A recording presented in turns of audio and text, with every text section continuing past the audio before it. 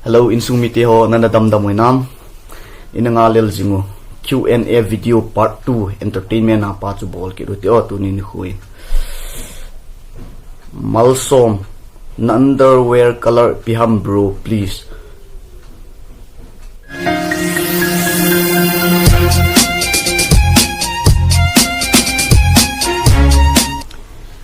Mr. Jouse, do you watch porn? Kaloi pa ga dang no porn ipi kise nam kaloi pa ga dang. Hello bro, porn kiti hu ipi kise nam nin sei pi ti mo message ga ngau tio.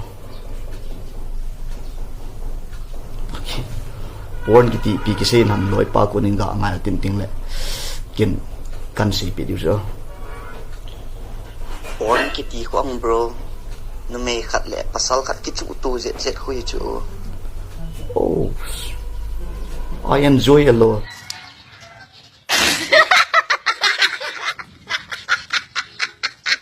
Hey, sorry, I haven't watched it. Mary gangte ipiji a hibanga hi dialogue na hiti thipam dialogue ka thip ai di puna mi pi ichi kibol le ki pa unti e lo le mi nui na the ga bol ki ti ke ka tha no hin ichi dialogue thim long ka kisadi pun nang hon mi pi nui na the ai lo le ki pa na the na he wa le non long Lungced ten hin share lang ka phone number la yong ka pe in chule description na ka phone number yong kan pi de hin Lungced ten mi pi nui na the ki pa na the na he do le ni hin share ji devin kong tawe malsom underwear color piham bro please. Underwear color eyong i color vom ahin na i color to kito i color dung zuya underwear color yung dark blue kasi ni Paulin kipyan sipe na kiman sa dan som cha hin sayo sipe na kiman sa dan sile ne look phone me cho ai adang akana ka sa ke ngam golin baite who is your girlfriend? I don't have girlfriend right now. Hutin chu ibola na ke hoy ham Selena Louis ka hutin hi kamo hoy akan tinga akan yang di kan kitan pai de tayo kapain zong kitan dinga aidin chile mi tampin zong kitan dinga aidin kakut ni next video ho lang lekan kitan ditay bro mel hoy ha na sa mangsa mel hoy ka hilo zinin mel hoy ha lo ka hi lai hen go how kip YouTube ma sum namu panta YouTube ma kunin sum cheng khat kiti yang kamu hi lai ni tampin YouTube ma kuna sum muding ai gel jin kin cheng khat sang kamu hi lai hen boy lun sing sit chong boy na day na layam chong ko yam chong boy chu ka he kui okay nga lian and snowy to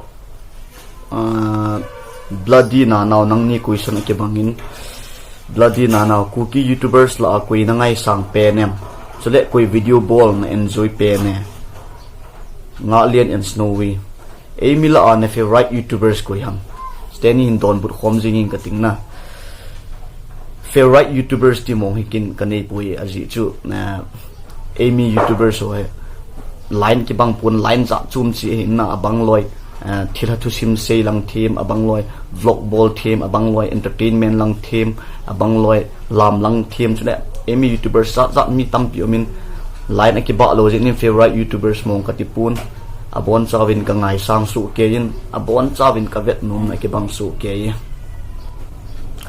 JCB Manipur bro kin kahin do num chu ahi le tu ahi le kha I chan na sim ham chule na ko hoi lai ham tu ahin phaya DM college khun BA third semester ka simin tua ko namun hi la mot bung ahi in ahin la ka khota ta kapin na khu chu hi le IT rut lang bakot phai wang khu ahi thang mang khung sai emi sunga dinga express la koi na star pen am bro emi sunga dinga express la star pen itile ami atamin express yang mi tampi tawin ki pamin chule ka star pen timong umpun express usi ka vet nomin athiam the su gain upon chawin full support ka bole day keep again.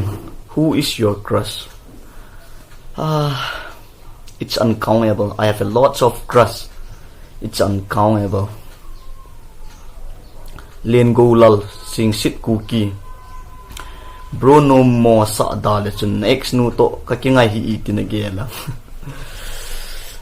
Ka ex no to itidana na kingai ham ka ex no zi ne ita itinang mina na kingai hona. Ka ex no zi ne tayo bro. Eldim Chawang 2. What's your good name bro? Same boy cookie. 2 Jing. Bro footballer hola adinga koi nangai sang pena. Footballer tampiamin si tampiamin kangai sang yung tampiamin hi wangin. Kangai sang tampi hola chun minjong kilo e sa jing na. Ama hito footballer la ama hito na kilo ve 80 jing. Mesut Ozil na amasasun Arsenal na kichemin tuin for na bench kichim tan ga veo ti ka kilo han thunam ga veo kilo ni sa una Mesut Ozil ama ka ngai sang pen which sing soon USA ho ni ham bro USA ho kai USA ho kai in itiam khana mot bung vel kam pu pi vela ki mu tu ham khana hi le nanglong USA a ni ying Mr. Chen nagam tang pa min nyaw to na kimu tu kha tam ataan nyaw ta ba ham tang pa min nyaw ko ka kimu tu khon pui ata kimu tu khon pun nyaw jong le ki sang alin ten ti ke yon nyaw che khet nim che khet kai bu bi Michael Ting Namai. Bro, you remember MBC Higher Secondary School, your 11 and 12 standard? Yeah, I still remember and I want to be back there again. Boy Kim Mangzil. Hoy nei sem. Hoy kasa kidangi nang kala hoy kasa de lesit sungam tapun. Q&A video ibolo tunin chanchun ngawetin mabanle gospel lang pa Q&A video part 3 boli wahin ananga hat jingutin chule tuni Q&A video part 2 ai sei hai u idol i Bolkhel om kha le ki ngaidam utin chule ichi channel subscribe bolu line hi le Lungced ta in subscribe nin bol pe divin kong tawi dam sir te bye bye.